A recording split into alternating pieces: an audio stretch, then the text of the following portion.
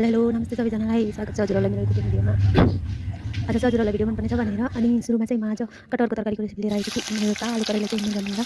कराई कालो भयो भने तरकारी चाहिँ मिठो हुन्छ र सुरुमा चाहिँ मैले तेल निकालेको छु अनि तेल लगाएर तेल उसिनेको छु अनि त्यसपछि चाहिँ यो कटहरलाई चाहिँ राखेर रातरात उनिस्न खोज्छु। कटहरलाई चाहिँ सुरुमा मैले चक्कुमा पनि तेल, हातमा पनि तेल र राख्ने पारमा पनि तेल लगाएर राख्नुपर्छ, नत्रै चप्छ।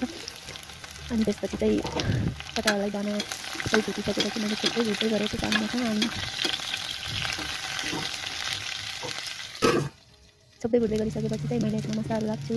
कटेमा मसलाहरू, नुन स्वादअनुसारको अनि कलर अनुसारको हल्दी पाउडर, अँध्यालो।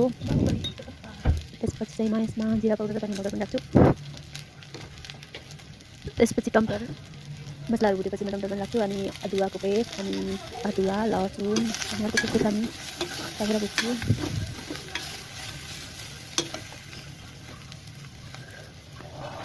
त्यसपछि मैले गलभेडा राख्छु।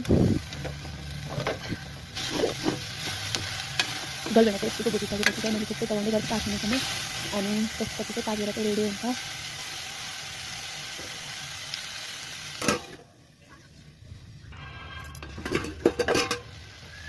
सबै पकाउँदै गरिसकेपछि चाहिँ मैले यसमा अलिअलि ग्रेभीको लागि कटहरमा चाहिँ मैले आलु राख्छु। तरकारीको भाजा आलु महाराज। यो आलुलाई चाहिँ मैले बोइल गरेको थिएँ सुरुमा। त्यसमा बोइल गरेको आलु राखिसकेपछि अलिअलि भुटेपछि चाहिँ अनि म त्यसमा पानी राख्छु।